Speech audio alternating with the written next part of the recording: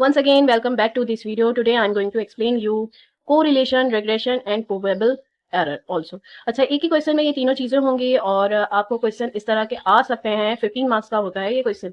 तो ये किस तरह आपको सॉल्व करना है ये पूरी इस वीडियो में मैं बताऊंगी, लेकिन आपको स्किप नहीं करना है। फुल कॉन्सेंट्रेशन के साथ ये वीडियो देखनी है और समझना है। अच्छा, सबसे पहले हम क्वेश्चन देख लेते हैं। The data on sales and promotion expenditure on a newly product for 6 years are given below. अच्छा, ये एक न्यूली प्रोडक्ट है, उसके 6 year का डेटा ले लिया है। ठीक है, तो इसमें ये डेटा दिया गया है, इसमें सेल्स है और ये जो है इसके आगे 50 सब में है। ठीक है, ये याद रखिएगा, ये आगे काम आएगा। और प्रमोशन एक्सपेंसेस में भी 3 0 आगे लगे हुए हैं, लेकिन इसमें नहीं लगा है डेटा में, ताकि आपको डेटा इतना कॉम्प्लिकेटेड नहीं लगे। सही है, तो ये आपको ध्यान में रखना है। ये आगे कहाँ यूज होगा मैं आपको बताऊंगी। अब ये देखें, ये डेटा 2006 से 2011 तक के दिया गया है, ईयर भी मेंशन है। अब इसमें क्या क्या फाइंड करना है?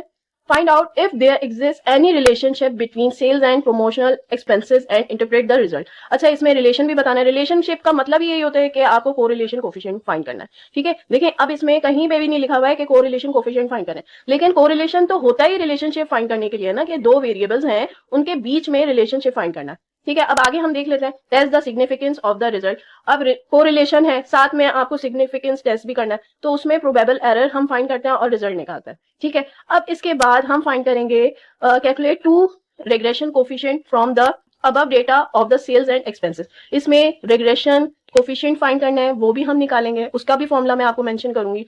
साथ में हमें क्या फाइंड करना है? Develop the estimating equation that describe the effect of promotion expenses on sale. तो इसमें क्या करना है कि एक इक्वेशन आपको ऐसा निकालना है जो आपको डिस्क्राइब कर रहा हो कि प्रमोशन ऑन सेल्स हो रहा हो, यानी कि एक्स ऑन वाई। अगर मैं सेल्स को एक्स कह दूं तो इसको वाई कहूंगी।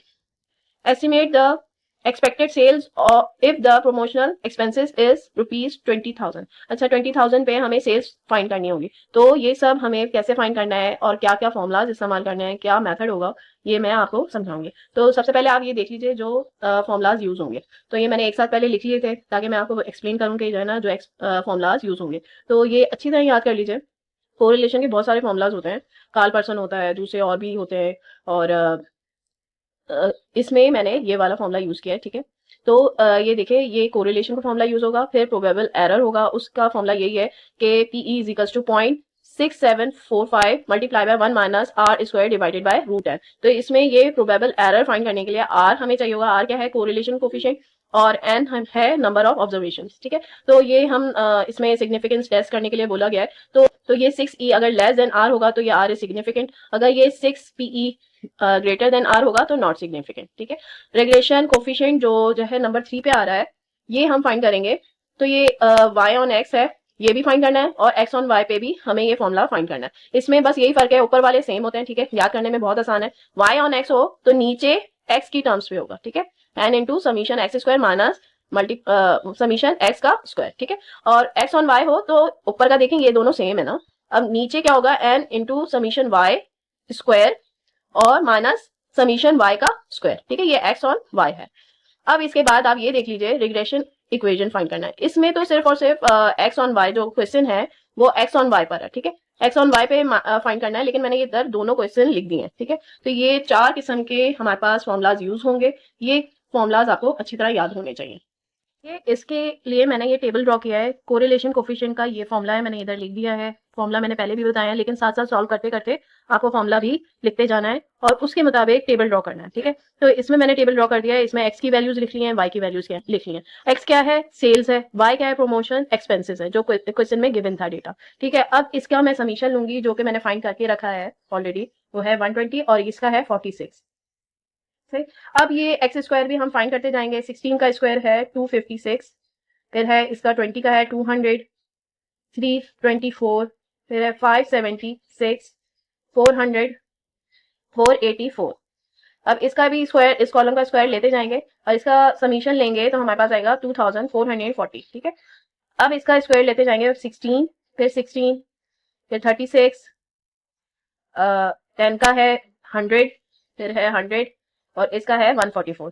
फिर इसका भी समीशन ले लेंगे तो ये हमारे पास आ रहा है 412। ठीक है, अब एक्स वाई क्या है? इन दोनों कॉलम को हमें मल्टीप्लाई करना है, तो मल्टीप्लाई करेंगे। 16 4 का होता है 64, फिर 80, 108, 240, 200, 264, ठीक है। अब इस कॉलम को हम प्लस कर लेंगे तो हमारे पास आ जाएगा 956। तो ये सारे समीशंस मैंने फाइंड कर लिए हैं। अब मैं इस फॉर्मूले में पुट करूंगी। तो n क्या है 6 multiply bye 956 minus 120 multiply by 46, ठीक है। अब नीचे भी वैल्यूज पुट कर देते हैं। n क्या है 6 मल्टीप्लाई बाय 2440 माइनस 120 का स्क्वायर, फिर under root 6 multiply by 412 minus 46 का स्क्वायर, ठीक है। तो ये मैंने वैल्यूज पुट कर दी हैं। इसकी कैलकुलेशन के बाद हमारे पास आ जाएगा 0.739 जो कि है ग्रेटर देन 0, ठीक है। तो हम इसे कह सकते हैं which is moderate degree of positive correlation, ठीक है। अब इसके बाद हम फाइंड करेंगे ये पार्ट ए का हमारे पास सोल्यूशन आ गया, ठीक है। तो इन्होंने बोला था कि ये फाइंड करने के बाद आप जो है रिजल्ट इंटरप्रेट करें रिजल्ट, तो हमने ये रिजल्ट भी बता दिया कि ये पॉजिटिव आया। अब इसके बाद हमें सिग्निफिकेंस टेस्ट करना है, ठीक है। तो हम ये लिख लेते हैं सिग्निफिकेंस टेस्ट, ठीक है। इसकी हेडिंग डाल देते हैं। अब प्रोबेबल एरर फाइंड करेंगे इज इक्वल्स टू 0.6745। मैंने ये इसका फॉर्मूला आपको बताया था शुरू में, वही मैं लिख रही हूँ, 1 minus r square over root है, ठीक है। अब हमें इसमें क्या जरूरत है, कोरिलेशन कोफिशिएंट की जरूरत है और एन की जरूरत है। एन हमारे पास 6 है, ठीक है। नंबर ऑफ ऑब्जर्वेशन को कहते हैं, ठीक है। 0.6745 multiply by point 1 minus sorry 1 minus 0.739 इसका स्क्वायर है, ठीक है। अब डिवाइडेड बाय क्या होगा, √6। तो इसको पूरा कैलकुलेट करने के बाद मेरे पास आ रहा है 0.1849, ठीक है। अब ये मेरे पास पीई आया है, इसको पीई से डिनोट करेंगे, इधर आप लिख सकते हैं पीई है, ठीक है। अब इसे हम सिग्निफिकेंस टेस्ट करना है, तो हम क्या करेंगे, इसको 6 से मल्टीप्लाई करेंगे। 6 पीई है तो 6 मल्टीप्लाई करेंगे हम 0.1849 से, तो ये हमारे पास आ जाएगा 0.7408 जो कि 6 पीई है, ठीक है। अब इसका डिसीजन हमें निकालना है। तो मैंने बताया था कि लेस देन आर होगा तो किंट होगा, अगर लेस देन आर होगा तो ये मैं आपको अब ये बता देती हूँ। ये देखें 0.7408 आ रहा है, ठीक है। और हमारे पास जो आर आ रहा था, ये देखें आर हमारे पास आ रहा है 0.739 आ रहा है। तो 0.739 और 0.7408 में ज्यादा फर्क नहीं है, उसकी वैल्यू ज्यादा है आर, इसकी वैल्यू ज्यादा है और उसकी कम है। PE is nearly equal to R, so we can say that nothing can conclude। इससे कोई भी डिसीजन सही कंक्लूड नहीं होता, ठीक है, कैन बी कंक्लूडेड, ठीक है। अब इसके बाद हम क्या फाइंड करेंगे, रेग्रेशन, जो सी पे हमें क्वेश्चन में फाइंड करना है, रेग्रेशन कोफिशिएंट, ठीक है। तो रेग्रेशन कोफिशिएंट में हमें क्या करना है, ये पहले तो हम जो है ये लिखेंगे y on x b y on x and summation x y minus summation x summation y divided by and summation x square minus summation x का स्क्वायर, ठीक है। तो ये वैल्यूज ऑलरेडी हमने फाइंड की हुई हैं। आप ये टेबल से एक दफा ड्रॉ कर लिया होता है तो उसमें ये सारी वैल्यूज होती हैं, तो ये आप उसमें से ले लीजिए। 6 into 5 956 minus 120 minus multiply by 46 divided by 6 into 2440 minus, ये भी इसी तरह रखेंगे, 1 माइनस 120 का स्क्वायर, 120 का स्क्वायर। अब ये पूरा कैलकुलेट होने के बाद मेरे पास आ जाएगा 0.9, ठीक है। ये हमारा आंसर होगा रेगुलेशन कोफिशिएंट का। अब नेक्स्ट हम फाइंड करते हैं एक्स ऑन वाई, दोनों कोफिशिएंट मांगे हैं हमसे, तो ये फाइंड कर लेते हैं। ऊपर का बिल्कुल सेम होगा, बिल्कुल चेंज नहीं करना है इससे, ये वाले फॉर्मूला से। नीचे क्या आएगा, इधर y है तो हमें y की टर्म में लिखना होगा, summation y square minus summation y का स्क्वायर। तो ये वैल्यूज डाल देंगे, 6 इंटू 956 माइनस 120 मल्टीप्लाई बाय 46, ये ब्रैकेट में डाल दें हम, 6 मल्टीप्लाई बाय 412 माइनस 46 का स्क्वायर, जो कि मेरे पास आ रहा है 0.6067 एक्स ऑन वाई पे, ठीक है। तो ये भी हमारे पास इसका आंसर आ जाएगा फॉर एक्स ऑन वाई। अब हमें आखिर में जो फाइंड करना है वो है रिग्रेशन इक्वेशंस।